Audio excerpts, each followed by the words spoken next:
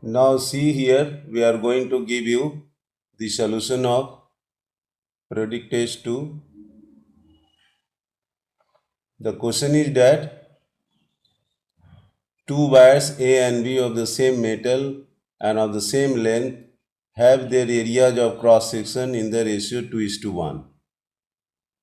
If the same potential difference is applied across each wire in turn, what will be the ratio of the currents flowing in both the wire A and B?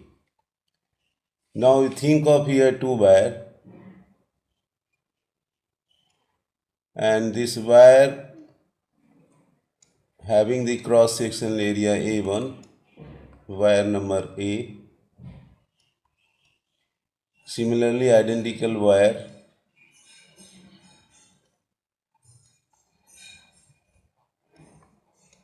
of cross sectional area A2. Suppose R1 is the resistance of A, R2 is the resistance of B. This is the B wire. Material resistivity of the A is ρ1 and ρ2. Length of the wire is L1 and length of the wire is L2.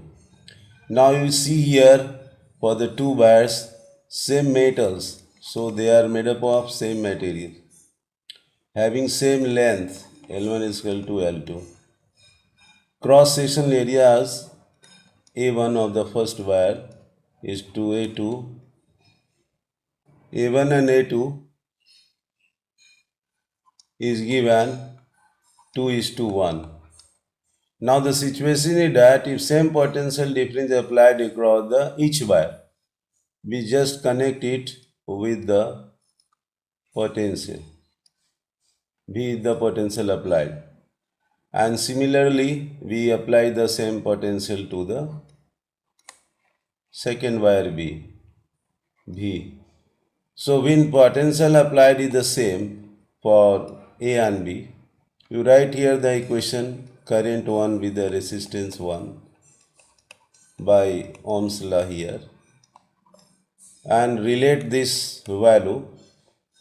R is rho into L by A1, I2 rho into L upon A2. Because resistivity is the same, length of both the wires is the same. So by using this, we can find the relation between current and area, current with the area.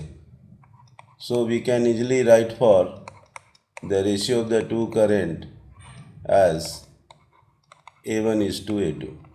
Whence it is given 2:1. So we have got the ratio of the current I1 and is to I2 as 2:1, which is the required answer according to the question. Now we think for the second set of questions, where two wires in similar way, one wire is taken X, another wire is taken Y.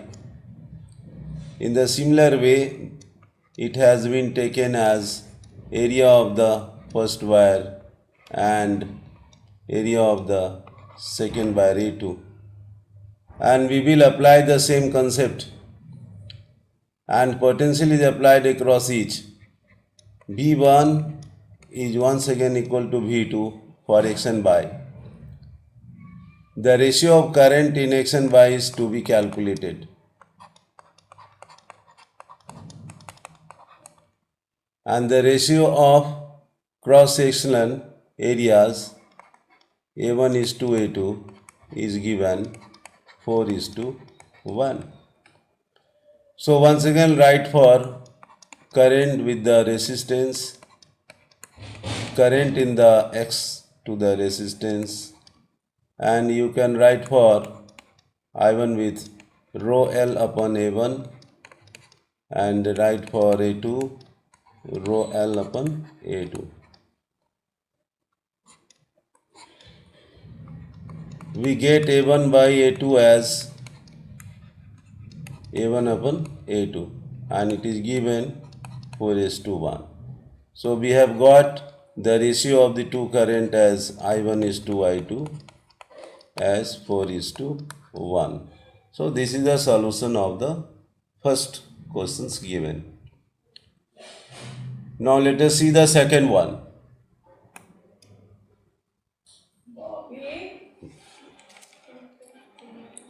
The second question is here. We have to plot a graph showing the variation of resistance of conducting wire as a function of its radius, keeping the length of the wire and its temperature constant. So the situation is given for variation of resistance. We know that R is equal to rho times L upon A. And for any given wire, the cross-sectional area is pi r square. So we get the relation for resistance with radius of the wire as inversely. R varies inversely proportional to the square of the radius. Small r is the radius. So we have to plot the variation of resistance. We have to take y-axis for resistance and x-axis for radius. X-axis for radius. And due to inverse relation, we draw the plot like this. So this is the graph of variation of the resistance with the function of the radius r. Similarly, in the second set, you can similarly apply it for the variation of resistance. How does the resistance of a conductor depends on the factors length and area. Area is here pi r square, and we can relate this area with the diameter d by 2 whole square. So we have here 4 pi d square. 4 pi d square, or pi d square upon 4. This is the area. Now how does it depends on area with pi d square by 4. So the relation of resistance with the diameter is once again we got inversely to the diameter. Radius resistance of the conductor depends inversely to the square of the diameter, and we get the variation plotting of the resistance with diameter. X-axis is taken for the diameter and resistance along y-axis, and we get the similar nature of the graph which is inversely related to each other. Now you come to the next question, question number 3. Now the question is that we have to write the relation between mobility, drift velocity and applied electric field.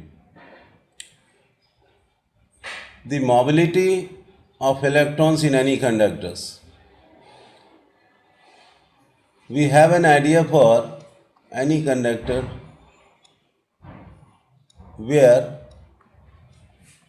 most free electrons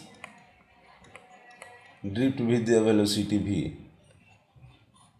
When we applied electric field to the conductor, the electric field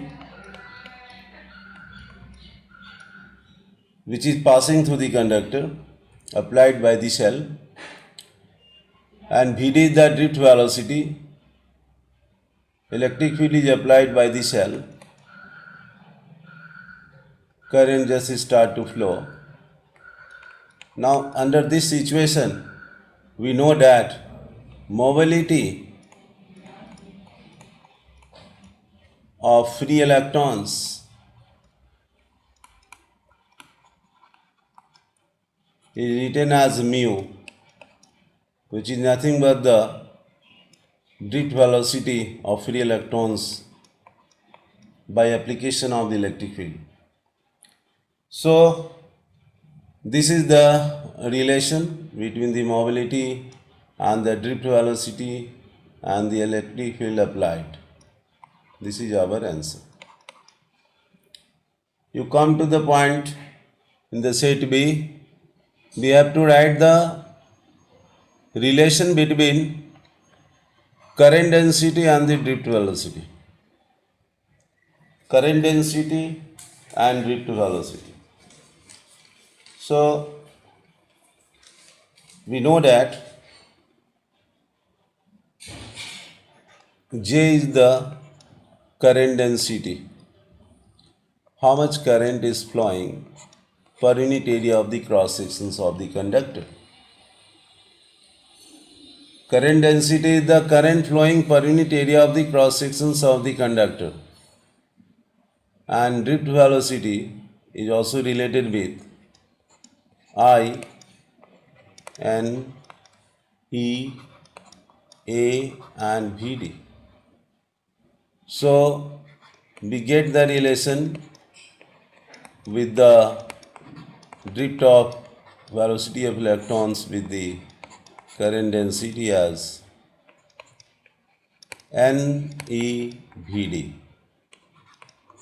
So this is our required relations between the current density and drift velocity. So this very concept is relating the current density with the drift velocity of electron. Now you come to the next question where the new kind of relation is given. The relation between mobility, relaxation time and mass of free electrons. Mobility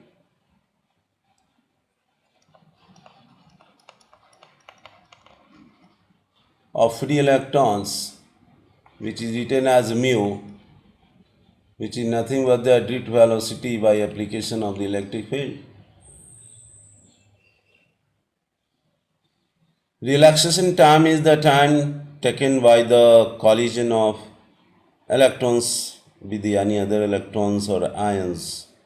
The two successive collision of electrons. Relaxation time and mass of the electrons. This can be written in terms of the electron charge, electric field by mass of electrons with the relaxation time.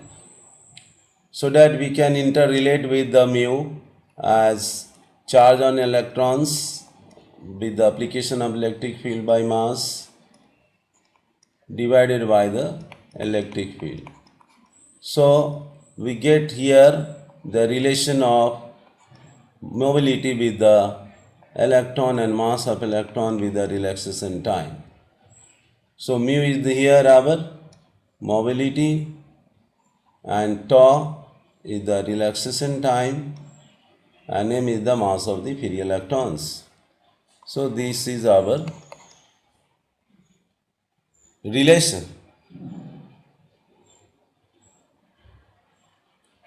Now the question is here to the other side. We have to find the drift velocity of electron in a conductor of conductivity sigma. The question is here, we have to calculate the drift velocity. Conductivity is given here 5.8 into 10 to the power minus 7 per watt per meter. Length of the conductor is given 1 meter. Potential difference applied across the ends of the conductor is 200 volt. And electron density is also given here 8.5 into 10 to the power 28 per cubic meters.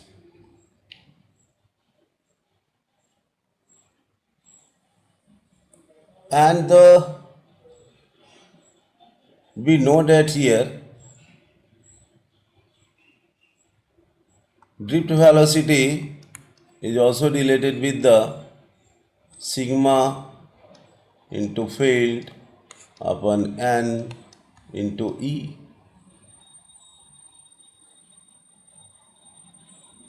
The conductivity times electric field upon number density to the charge on each electrons is the relation with the drift velocity of electrons.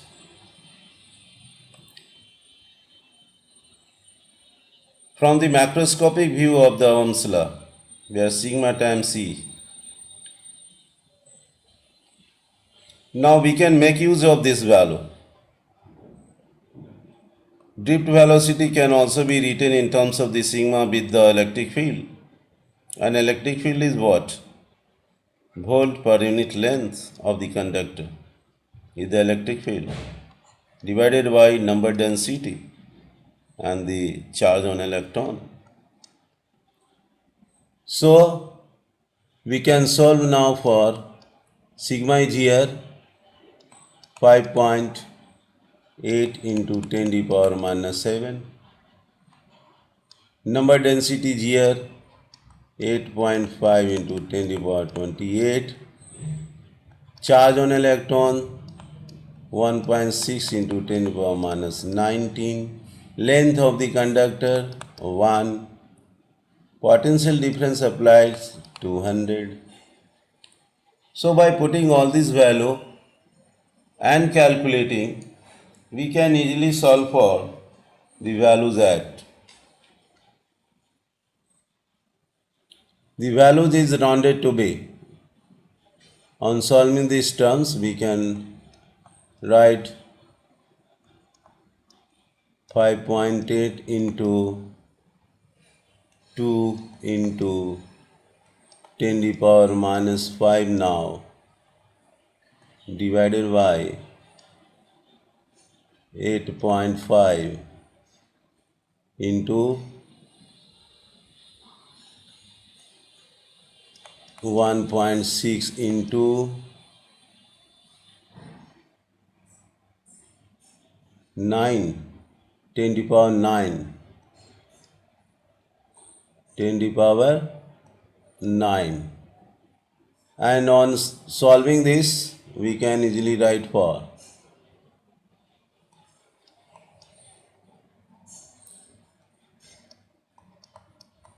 11.6 divided by 8.6 into 10 to the power minus 16 minus 14 divided by 1.6 divided by 8.5 into 1.6. So this is rounded to be, drift will be approximately 0.86 into 10 to the power minus 14 meter per second. This is our answer. So how to solve this? We should make use of this formula relating with the drift velocity and conductivity and applied electric field in the number density, and charge on each electron should also be taken care of. And on simple simplification, we can get the solutions for 0.86 meter per second with the order of 10 to the power minus 14 meter per second. So this very value. Now come to the next one. What is given in here? Yes, we have to stabilize the relations between the electric currents and the drift velocity. This is also very important question relating with. We can see here, to stabilize means to prove the relation. We have to prove the relation between electric current and drift velocity. We consider one conductor having cross-sectional area A and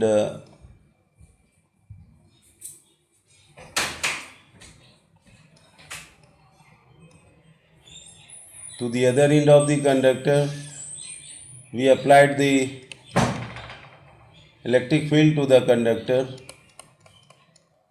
Length of the conductor is taken L. Cross section area of the conductor is taken capital A. Both the ends of the conductor having the same cross section area.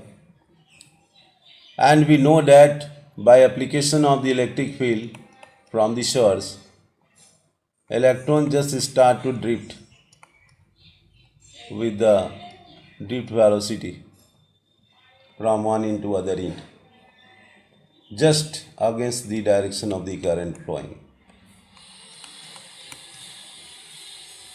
Because we have to decide it with the relation with the current and drift velocity,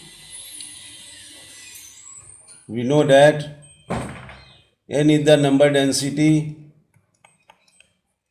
n is the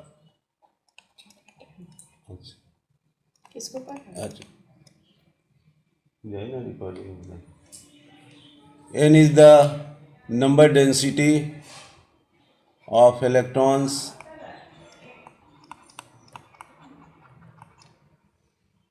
is the charge on each electron, charge on each electrons. A is the cross section area, A is the cross sectional area,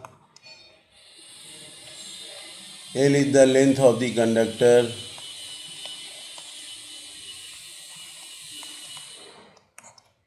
L is the length of the conductor. We can find the value of the volume through which the free electrons cross. Area into volume. We try to write the total number of electrons. Number of electrons n times the area volume of the conductor. So the total charge can be written in terms of the number of electrons with the charge on each electrons.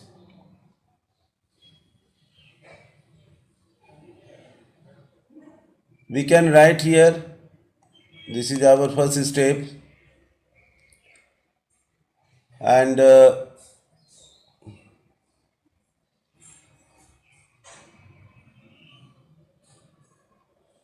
now how to relate with the current. We know that the current is related with the I, which is charge by time.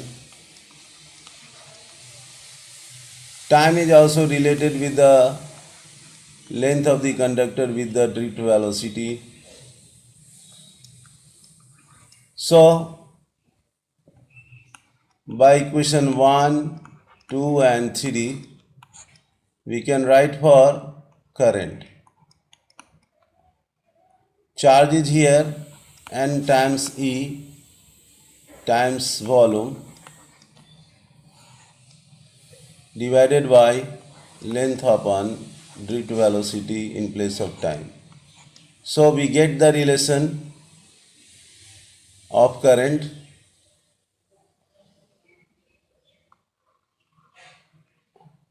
I becomes NEAVD,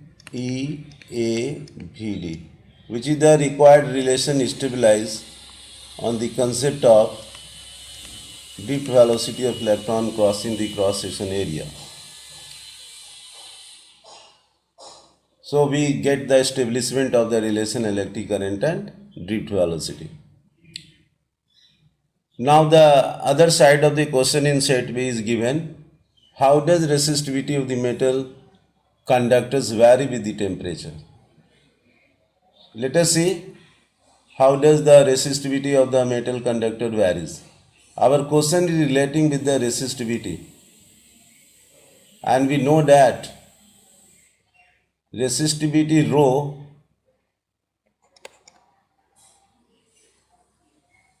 depends on rho naught with the 1 plus alpha into rise of temperature.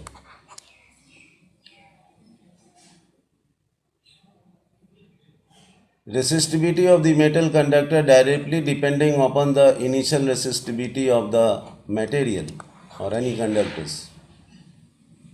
This very resistivity also depends on how much the temperature rises. So by combining this, we can say that the resistivity depends on both initial resistivity of the metal conductors with the rise of temperature, and we can give a constant alpha with the rho naught. This very change in resistivity, precautions should be taken. Any change of resistivity must depends on the initial resistivity. Any change in resistivity depends on the rise of temperature. So that we can write change in resistivity ultimately depends on initial resistivity and rise of temperature.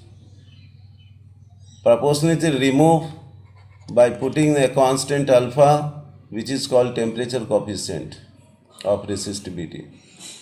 So resistivity depends here. Resistivity ultimately depends here directly proportional, because resistivity also depend inversely to the relaxation time, and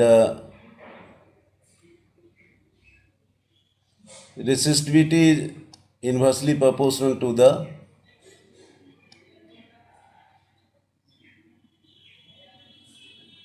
temperature.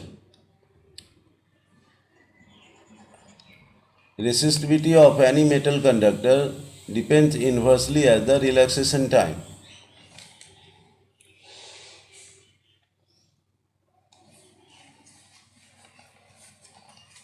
Ultimately, the equation number 3 gives the relation with the temperature. Resistivity or change in resistivity directly depending on the change in temperature. So for the metal conductors, the purpose is for metal conductors. We got a variation, just straight line, not a curve. Resistivity of metal conductor taken along by axis, and the temperature is taken along x-axis, and we get the straight line graph in the case of metal conductor.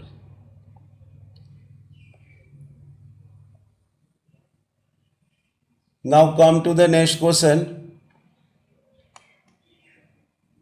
How does resistivity of metal conductor vary?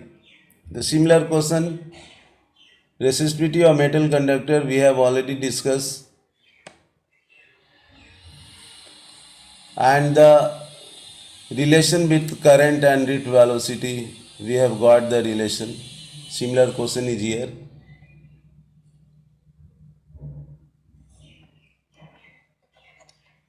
Delta rho is equal to rho naught alpha into rise of temperature.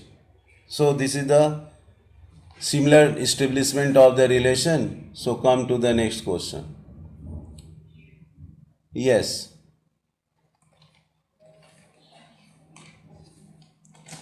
Come to the question number 7.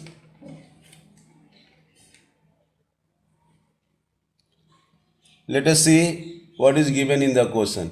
Calculate the temperature at which the resistance of a conductor becomes 20% more than that it's 27 degree Celsius.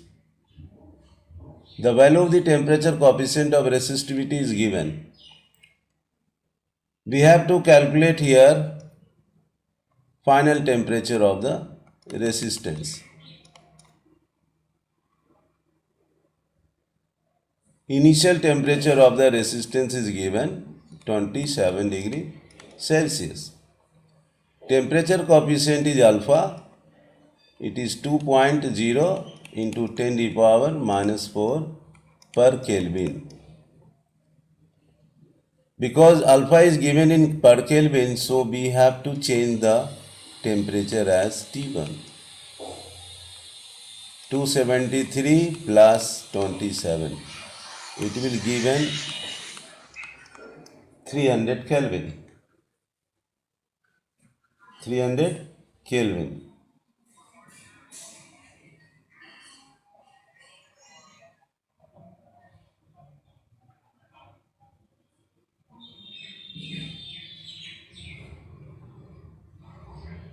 The resistance, initial resistance is R1.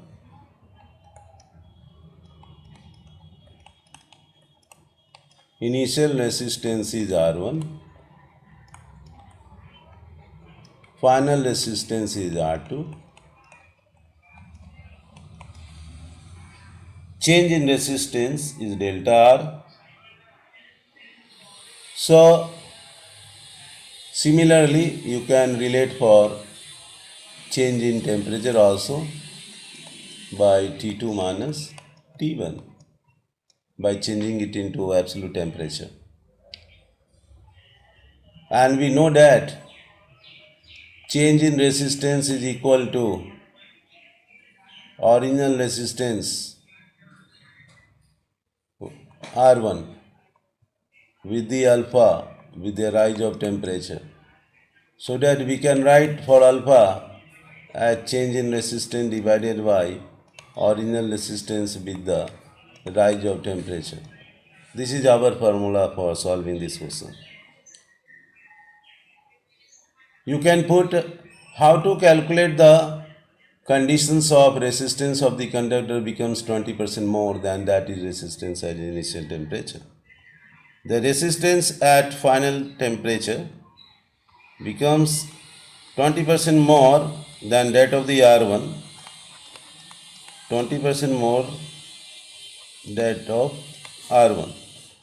So let us solve this.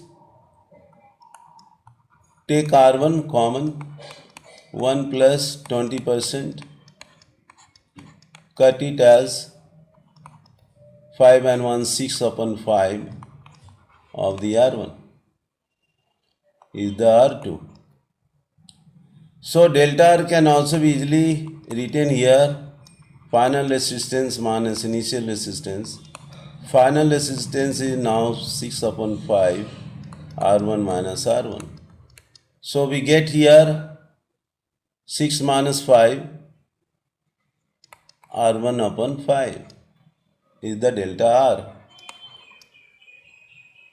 Now put in the value of the alpha. Alpha is given here 2.0 into 10 to the power minus 4. Delta R is here R1 upon 5 divided by R1 into rise of temperature. Rise of temperature is here, write delta T. R1 cancel out and we will write for delta T. We will write for delta T. So, how to write delta T? Delta T is here related with the 2 times 10 to the power minus 4. So, delta T will be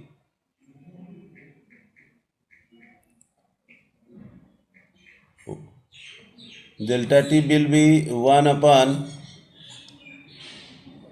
5 times 2 into 10 to the power minus 4, which gives 10 to the power 3. And T2 is here our question, and T1 is 300 equal to 1000. So we can write for T2 as 1300 Kelvin, which is the answer. So in this way we get the solution of the equation relating with the temperature coefficient of resistivity. Similarly, you can also try to solve. Let us see how to solve these questions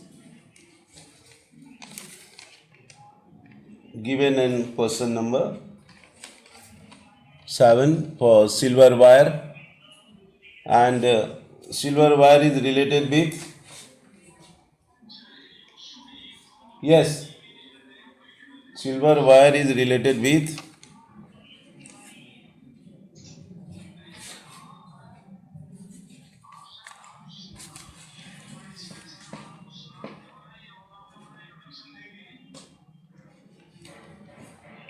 A silver wire has resistance 2.1 ohm at 27 degrees Celsius.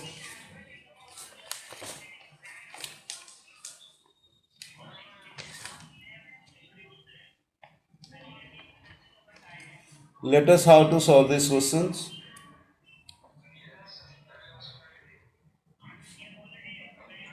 Resistance is given 2.1 ohm at T1 27 degrees Celsius. The resistance becomes 2.7 ohm at 100 degrees Celsius.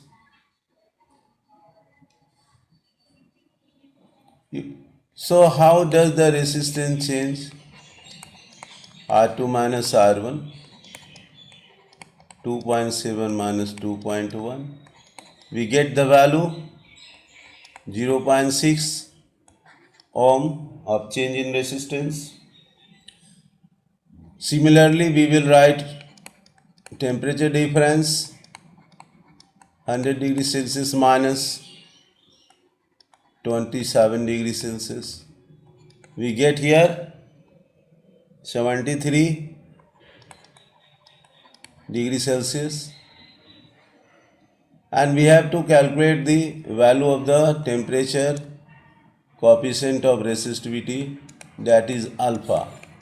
We have to write for.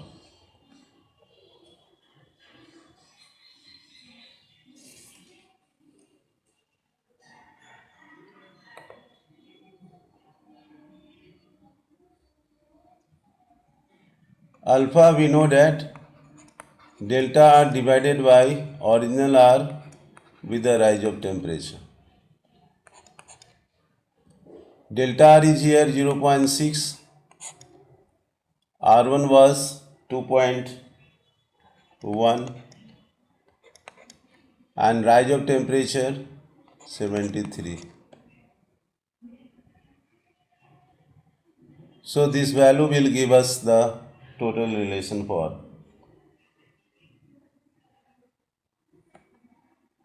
6 by 21 into 73.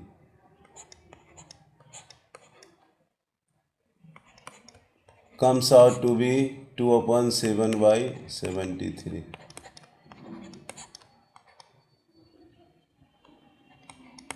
Two upon 511. It is comes out to be 0.0039 per degree Celsius. This is our solution. So how to solve the questions relating with the temperature coefficient?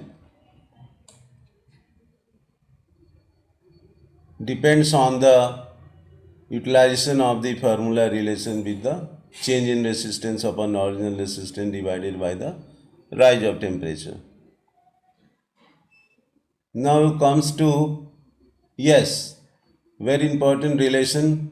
We have to prove the relation between internal resistance and EMF and the terminal potential difference.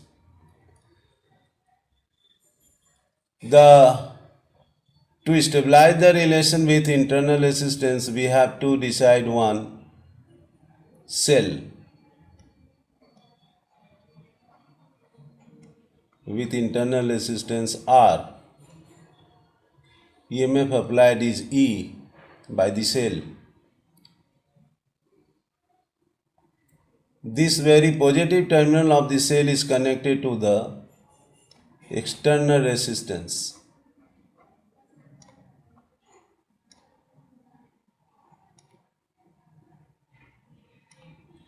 Now the part of the cell which is shown with the dotted lines shows the cell with the internal resistance R. You see here, capital R is the external resistance and current is flowing through the external resistance in the circuit. Internal resistance actually shown with the small r, internal resistance, small r, is the resistance offer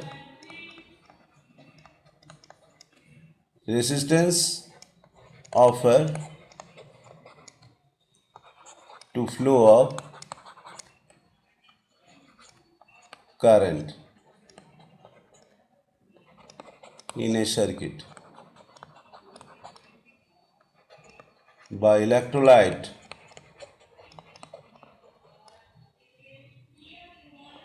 in the cell is called internal resistance.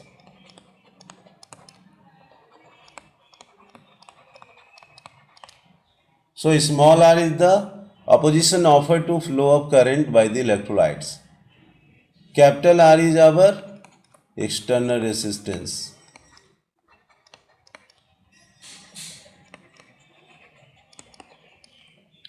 I is the current flowing in the circuit. I is the current flowing in the circuit.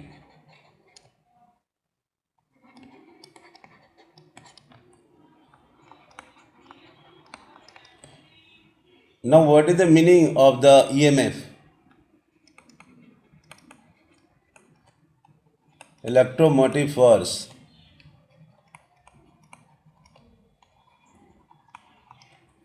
It is not the force, it is the amount of work done in transferring the charge, and it is written E. The amount of work done in transferring the charge from one plate to other plate when no current flows is the EMF of the cell. So by designing this total EMF and terminal potential difference, amount of work done in transferring the charge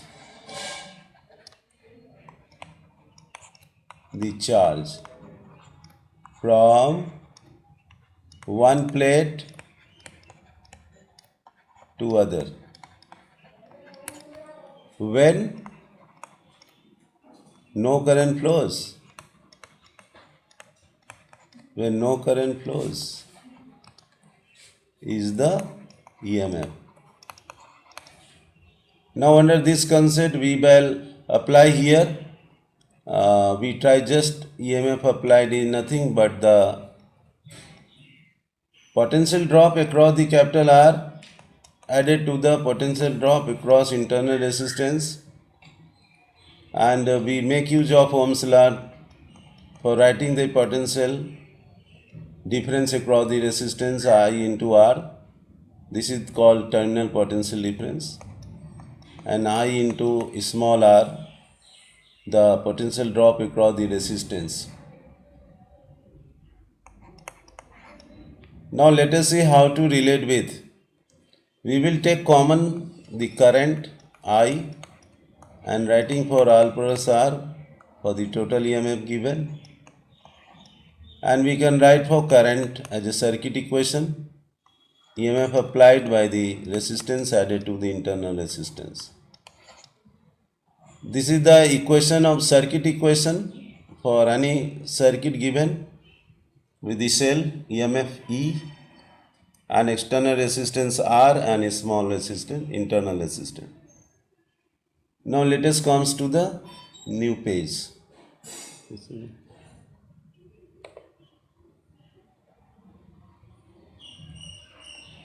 We know that here we have written I into R for V, and this is nothing but the terminal potential difference. This is called terminal potential difference. This is also taken as the amount of work done in transferring the charge when current flows. When current flows in the circuit. So terminal potential difference always depend and calculated across the ends of the conductor with the help of Ohm's law I into R. V dash is also the potential drop across small r, which is written as I times R. Now let us see how to interrelate with. We can write for I as V by R. We can once again consider that EMF minus terminal potential difference becomes equal to the I into R. And we can write for EMF divided by V by I for internal resistance. And making use for current flowing across the external resistance, EMF time minus terminal potential difference, I written in terms of V by R, it gives the value of the internal resistance. So we got the relation with EMF and terminal potential difference multiplied with the external resistance. So this is the exact relation. Purpose of the questions.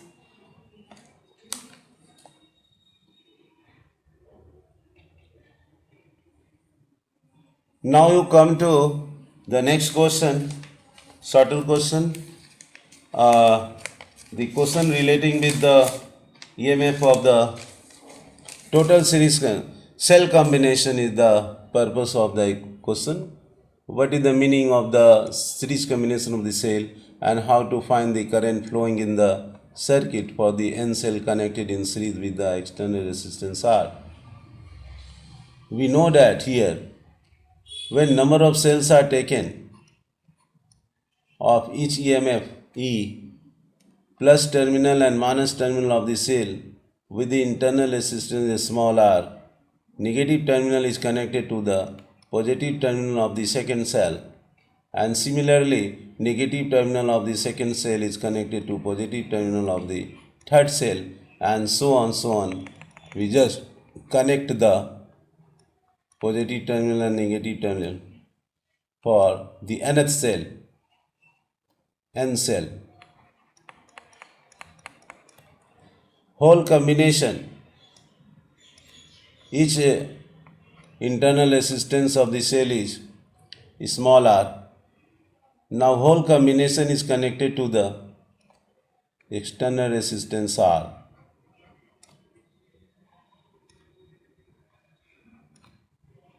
Here, current is flowing from the positive terminal going through the R, entering the combination. So the purpose is that what is series combination? Negative terminal of first cell is connected to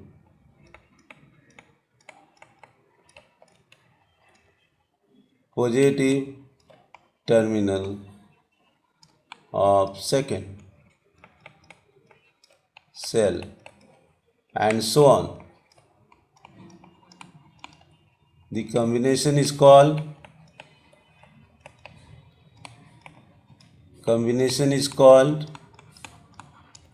series combination.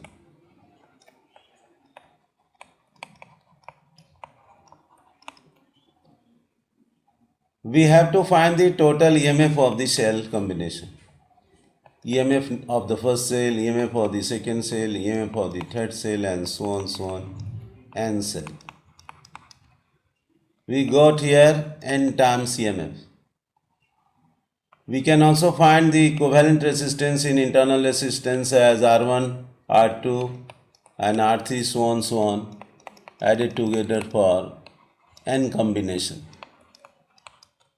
We get here N times R, and I is the current flowing. Total R can also be written 1 external resistance R added to the RS.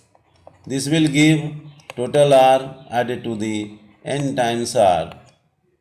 So how to write for total EMF and total resistance of the circuit?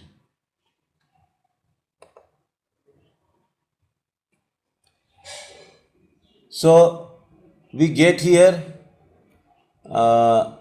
using the Ohm's law, total EMF of the cell combination divided by total resistance of the combination. Writing for n times EMF divided by R external with the n times R. So this is the formula for current flowing in the series combination of the cell. This is our purpose. Now in the similar way we can also stabilize and think of for parallel combinations of the cell. You think, suppose that positive terminal of the first cell and negative terminal of the second cell with the internal resistance R. We take two or more than two resistances connected in parallel to each other such that their positive terminals are connected to the one common point. Number of cells are combined and positive terminal of whole combination is connected to the one end at A.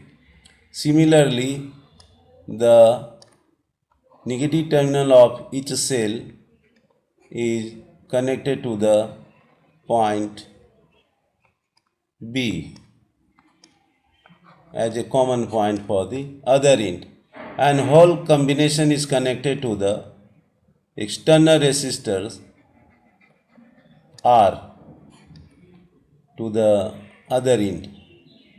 So we get here the whole combination for the parallel combination.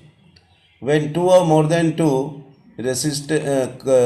cells are combined in such a way that the positive terminal of all the cells are connected to the one end and negative terminal of all the cells are connected to the other end, and both the common ends are connected across the ends of the resistor, then such combination is called parallel combination. Let us see how to find the current. Let us see how to find the current for this very circuit. Once again we will write EMF of the total of the combination. EMF of each cell is the EMF of the combination. Number 1 point. How to write the equivalent resistance? You write Rp 1 by R, 1 by R added to 1 by R, so on, n times. So it will becomes n times by R. So we get the equivalent resistance here. Rp will be what? N times R, R by N. This is our equivalent internal resistance. How to write the total resistance of the parallel combination? Write R with the Rp, and this will give the relation with the R by N. How to write the current? Write total EMF, write total resistance. EMF of the whole combination is the EMF of the each cell, and R plus R by N is the required formula for the current. So in this way we get the relation for current flowing in the parallel combination. Now let us see how to solve the problem based on the cell combinations with the here in question number 10 here given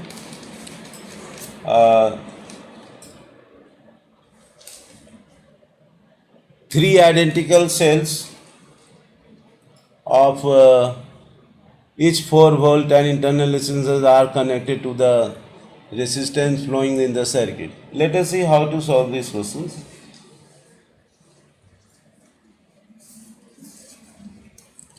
Three identical cells are here.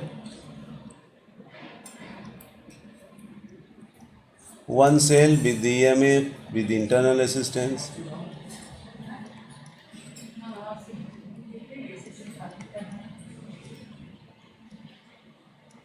Three identical cells of EMF forward.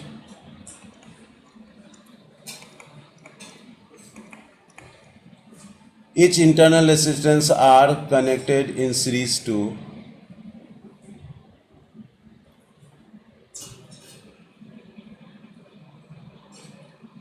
three identical cells of each value and internal resistance small r connected in series to 6 ohm resistor.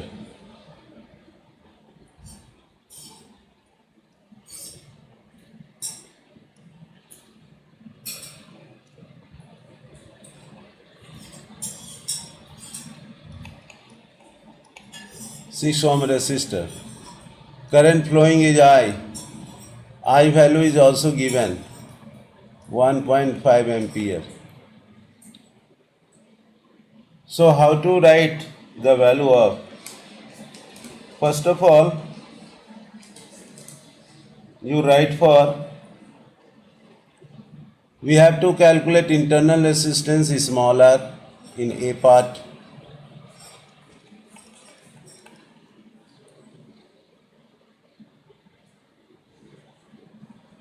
And terminal potential across each cell is the V in the B part.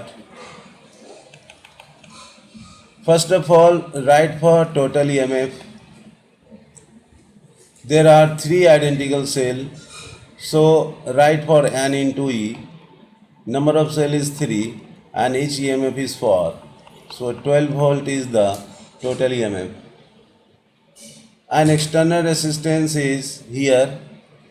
Total R is added to the R external with the N times small r.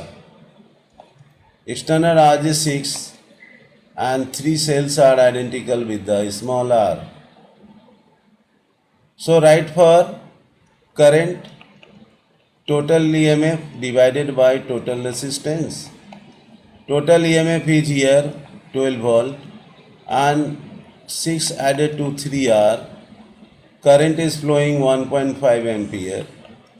So 2 divided by 6 plus 3R will be the equation for finding the value of the small r. Let us see now 15 by 10 and 12 by 6 plus 3R.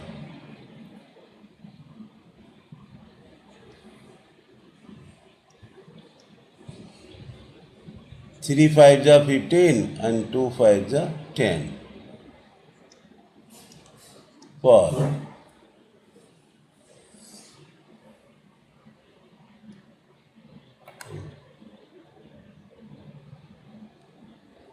So 3 by 2 is equal to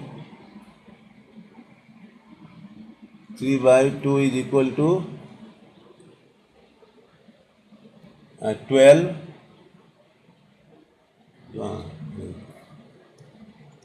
12 upon 6 plus 3R.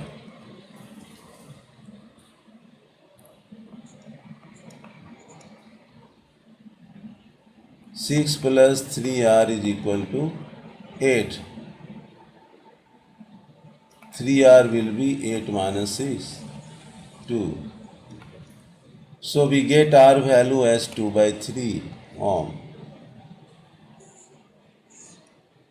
This is the answer. How to find the terminal potential difference? V as EMF minus I into R. EMF is, for each cell is 4 volt. Current is 1.5. Internal resistance is 2 by 3. We get the value for 0.5, 4 minus 1.0, 3 volt. This is the solution of the first part of the solution.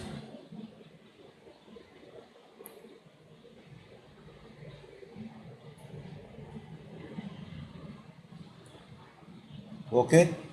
Now come back to the second set of questions here.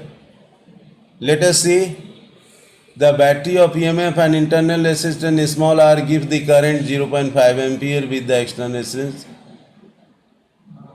12 ohm. Let us see how to solve this. The current value is given 0.5 ampere. External resistance is given in this case 12 ohm. And a current of 0.25 ampere with the external resistance R2 25 ohm. We have to calculate the internal resistance small r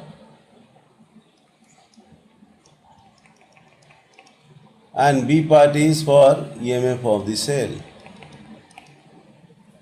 How to solve these questions?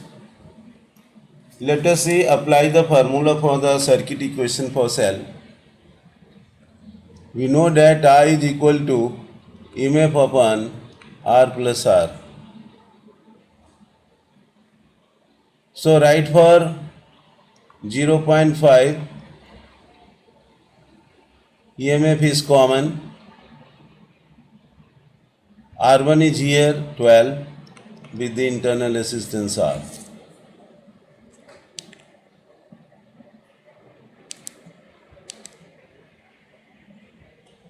We get the relation for 0.5 times 12 plus R as EMF. 6.0 plus 0.5 R is EMF. This is our first step. Similarly, for I2, EMF by R2 plus R.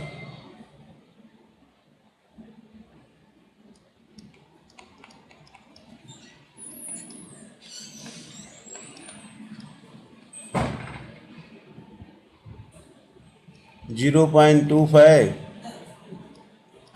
25 plus R is EMF. Equation 2. And with the help of these two equations, we can write for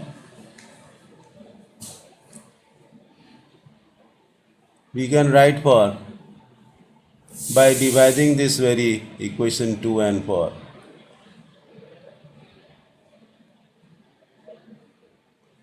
Zero 0.5 times 12 plus R is 0.25 times 25 plus R. And we get the relation for small r. 12 plus R will be 0.5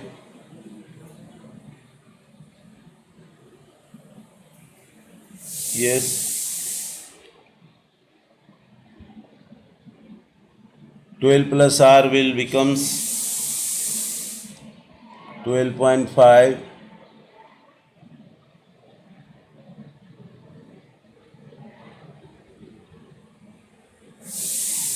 plus 0.5 R.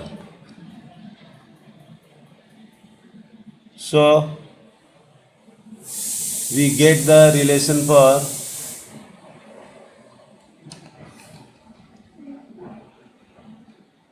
0.5 R equal to 0.5. So R becomes 1 ohm.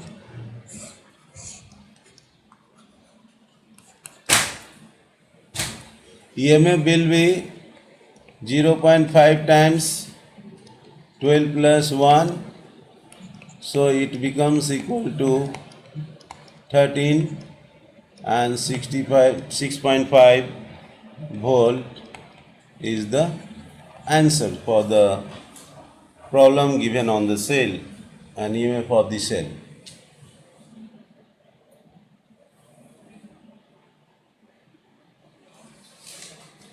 Time है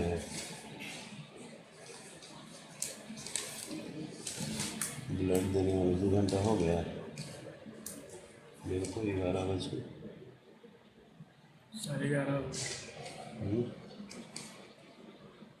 11:30 साढ़े 9 2 घंटा हो गया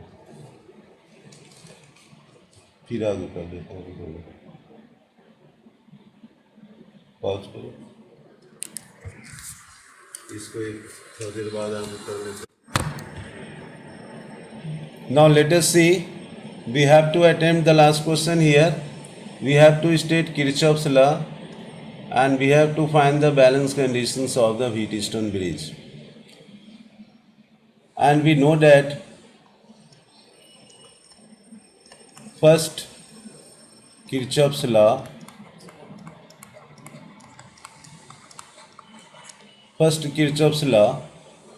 state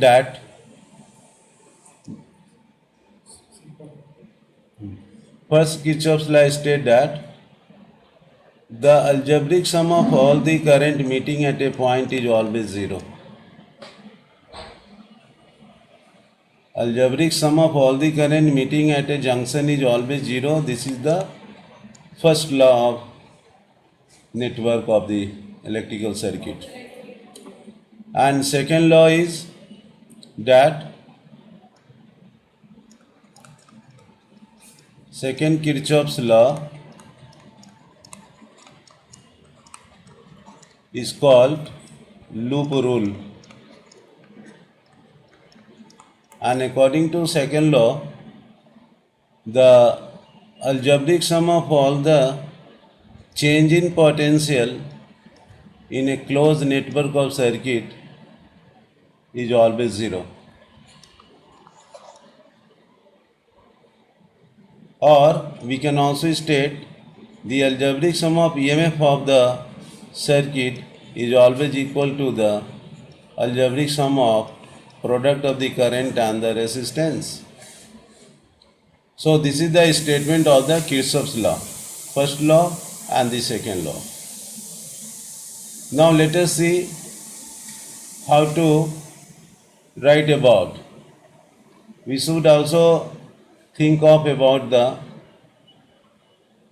all incoming current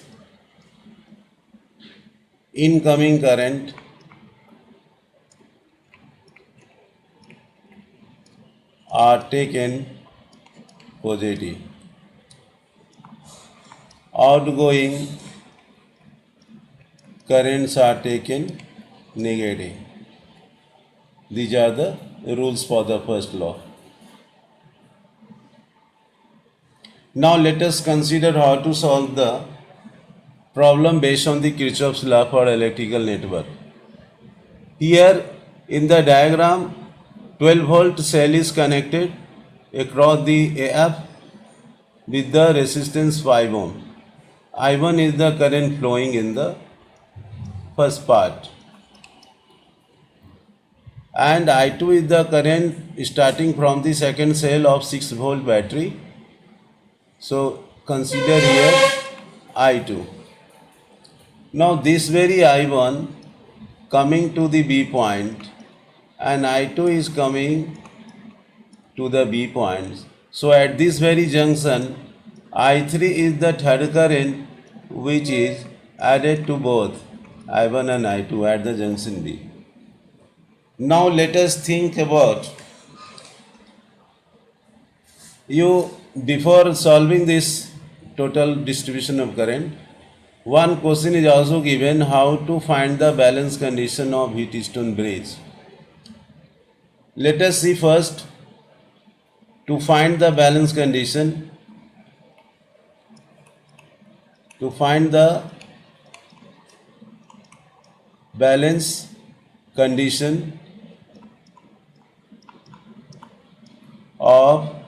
Wheatstone bridge.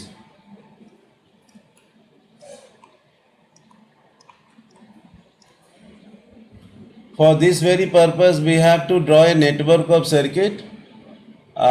You just suppose that at any one point A, we have taken one resistance in the one arm to the point B. We just use it here as a P resistance, and from B to C,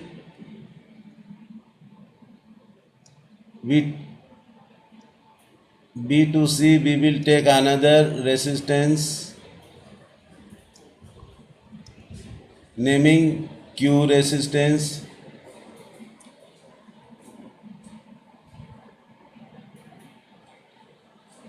Third resistance is taken as R, and fourth one is taken as S.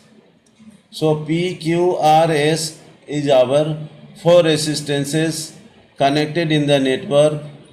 A sensitive galvanometer of resistance G is also connected across the B and D ends. The whole combination of the network is connected to the source.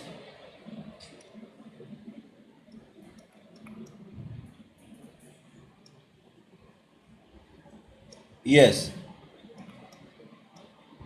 current is entering at the point A. We think of that current number 1 is going to the P1, and when it reaches to the point B, the galvanometer current is taken Ig. Current through the R is taken as main current minus I1 through the R, and the current passing through Q is I1 minus Ig. So in this way, the Ig current added to the point D with the I minus I1, and it goes to I minus I1 is added to Ig current meeting at the point D and goes to the point C. In this way, we get the value of the total current I once again.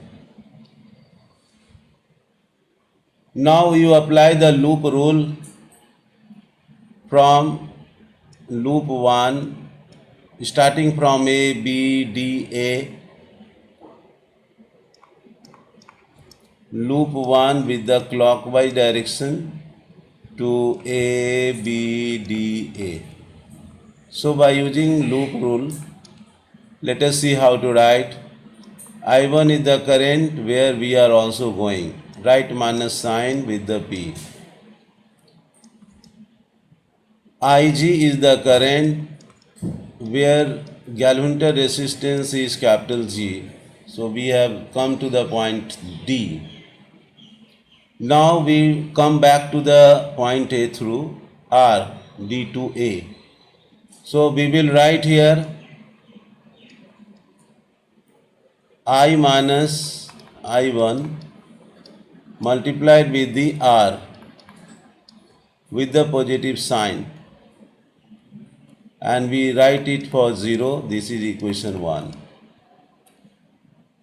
Now come to the loop number 2, starting from B, going along the clockwise direction. Loop 2 with the clockwise direction. This loop is B, C, D, B. How to write? I1 minus Ig with the minus sign with the Q. Add with I minus I1 plus Ig, I minus I1 plus Ig multiplied with the S, and we are proceeding from C to D, it is positive. Now D to B plus Ig multiplied with the galvanometer resistance. This equals to 0, taken as equation 2.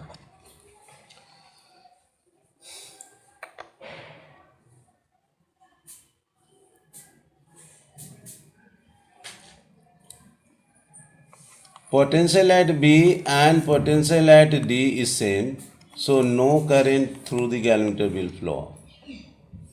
Now by equation 1 we will write for,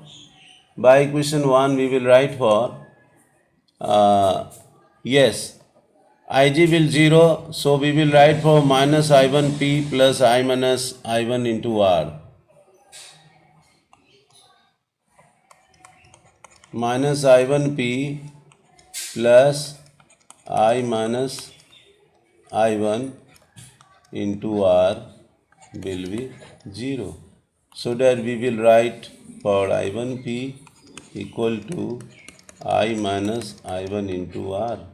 This is the solution of equation 1, so we write 1A.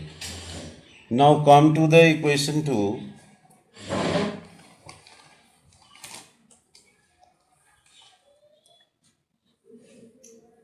We will write second equation with by equation 2 minus I1 minus Ig 0 into Q added to I minus I1 plus Ig into S plus Ig 0 into Z as 0. So we get the relation for minus I1Q plus I minus I1 into S equal to 0. So that I1Q becomes equal to I minus I1 into S. We take it equation 2a. Dividing this equation 1a with the 2a, we get I1P by I1Q equal to I minus I1R by I minus I1S. We see here that we get the balance condition of the arms of the resistances as P by Q is always equal to P by Q is equal to R by S, which is the balance condition. Now come back to the numerical part of the equation having the resistance. Yes, let us see and take care of the value of the I1. I1 is entering here, going to point B. I2 is coming from the second cell, entering the point B. So I3 becomes I1 plus I2. This is our first junction rule utilized in the network. Now come to the point of loop number 1 and then loop number 2. Loop 1 clockwise, the circuit is taken A, B, E, F and A returns back. For this very circuit, we will apply the rule for A to B, no resistance is here. A to B, no resistance is here. B to E, minus I3 with the 2. And F to A, plus 12 volt with the minus I1 into 5. So we reaches the point A. This is taken as equation 2. And after rearranging, minus I3 is here I1 plus I2 times 2 plus 12 minus 5 I1 is 0. So that we can write for minus 2I1 minus 2I2 plus 12 minus 5I1 as 0. So minus 7I1 minus 2I2 plus 12 equal to 0. So that we can write 7I1 plus 2I2 equal to 12. This is the one step of equation to solve it. We think of it as equation 3.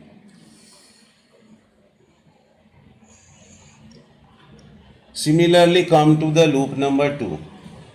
The loop number 2 is here. Loop number 2 clockwise, write B, C, D, E, B. So this is the loop second, B, C, D, E, B. Now B to C, only current is entering. C to D, I1, I2 is facing. coming through the 3 plus minus 6 volt crossing the cell coming to D. Then E to B, I3 is positive coming towards 2 ohm. So we have got the point B, write 0. 3I2 minus 6, I3 is I1 plus I2 into 2 equal to 0. Write for 3I2 minus 6 plus 2I1 plus 2I2 equal to 0. 2I2 and 3I2, 5I2 plus 2I1 equal to 6. 2I1 plus 5I2 equal to 6 taken as equation 4.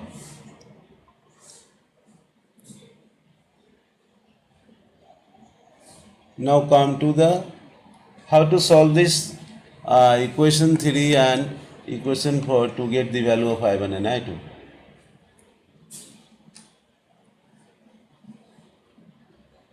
By equation we multiply this equation 3 by 2 and solving for I1 and I2. I1 is here 7 I1, multiplying with the 2 with the 3 equation, we get 14 I1 plus 4 I2 equal to 24. When we multiply the 2 with the equation 3. Similarly, equation 4 is multiplied with the 7. Equation 4 is multiplied with the 7 to get 14 I1 plus 35 I2 equal to 42, right hand side. And now subtracting the equation, 14 minus 14 0 and 4 minus 35, 4 minus 35, it is minus 31 I2 and 8 minus 18 is the value. So we get the value of I2 as 18 upon 31 ampere. This is the first answer for the I2. Now come to the next page.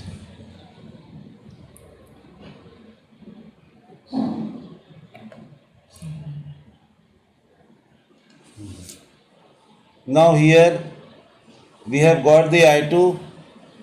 So I2 becomes 18 upon 31 ampere. We know that 14 I1 plus 4 I2 is 24. So we can easily write for I1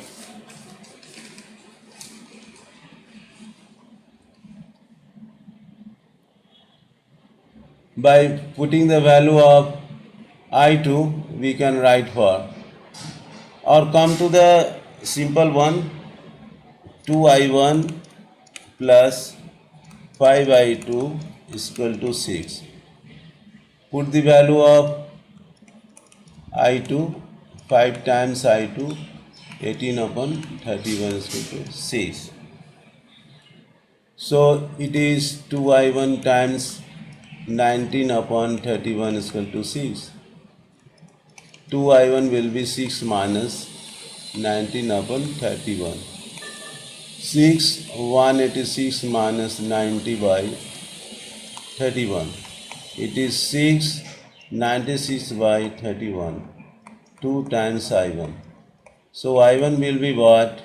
96 divided by 2 by 31. So it is 43, 48, 48 by 31 ampere answer. So we have got I1 also 48 by 31, and we know that I3 is here addition of the I1 plus I2.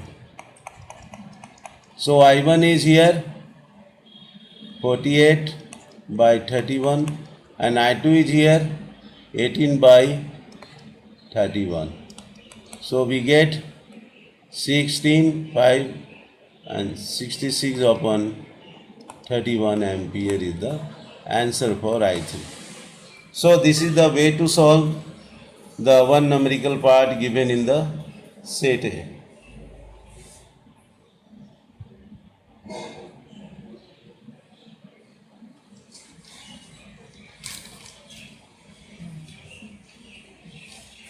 Similarly, we will once again we have the same common questions given in utilizing the Kirchhoff's law and statement of the Kirchhoff's law. Let us see how to solve this question for the using Kirchhoff's law. You can see here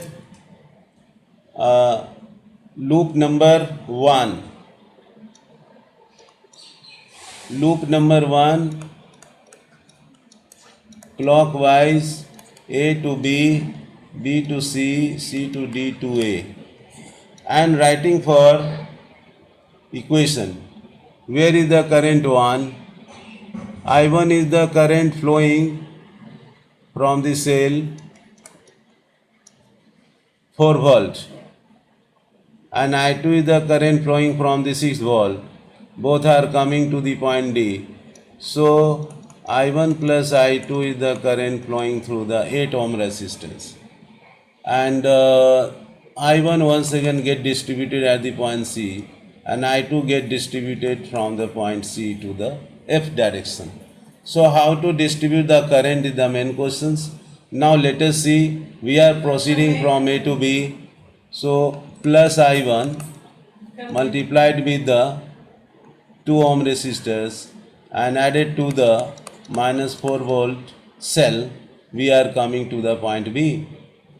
B to C, current is approaching, writing plus 1 with the 6 ohm resistor, and C to D, the current is facing I1 plus I2 with the 8 ohm, and then coming to A, we get the value 0. This is our step 1. Now writing this similar way, we will make use of the loop 2 in clockwise direction. Loop 2 in clockwise direction. The loop is, we are starting from D, coming to C, then going to F, then E, and returning back to D. So in this very clockwise direction, we will once again write the direction of current I1 plus I2 is taken negative because we are going along, multiplied with the 8 ohm. Then we will add up to F to E. The current I2 is going in our direction with the minus I2 with the 1 ohm. Then crossing the cell for plus 6 volt. Then reaching to point D. And E to D, the 4 ohm resistor is followed by the I2. So minus I2 with the 4 ohm resistor is added, and it will give 0 value. This is called equation 2. So this is the two fundamental equation with the help of which we can find the value of I1 and I2. Now rewrite the equation 1 and arrange it for solving. 8I1 and 6I1 becomes 8 and 2, 10 and 14I1. So let us see how to solve the equation by equation 1. Yes, 16, 8I1 and 6 and 2, 8. 16I1 plus 8I2 added with the minus 4, it becomes 4. So by solving this equation 1, we get a smaller linear equation, and we are saying 1a. Similarly, solve this equation 2 and write it for I1 and I2. It is equal to 4I2 plus I2 plus 8I1 plus 8I2 equal to 6. Now this will be equal to 5 I2. I2 is here, 8I2, 9I2, 13I2. So 8I1 plus 13I2 is equal to 6. This is 2a. We will solve these two equations to get the value of the I1 and I2. Let us see.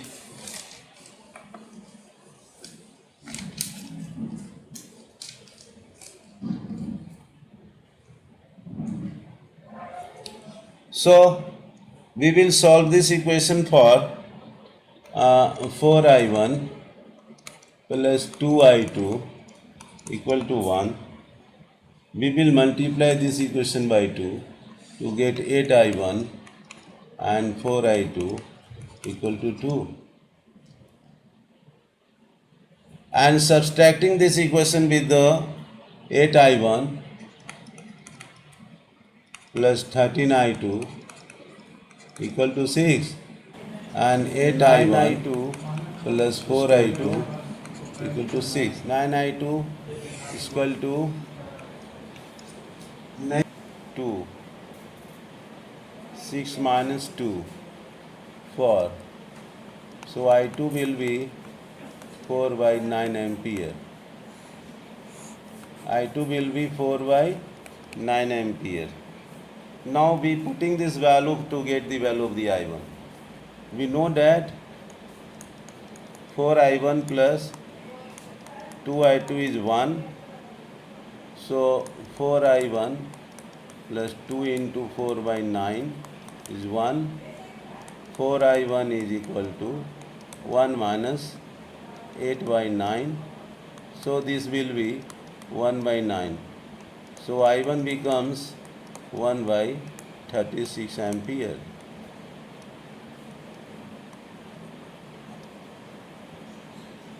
So we get the value of I1 and I2, two current. How to find the terminal potential difference? The potential difference across 8 ohm is the current added with the I1 and I2 with the 8 ohm. I1 plus I2 is 1 upon 36 plus 4 upon 9 multiplied to the 8. So we get the value of 36 and 17 multiplied with the 8. This will becomes equal to 17 by 9 into 2. Approximately 34 by 9, it is equal to 3.78 volt.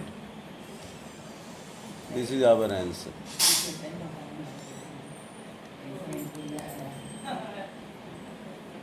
Volt. So this is the solution for the potential difference across 8 ohm resistor.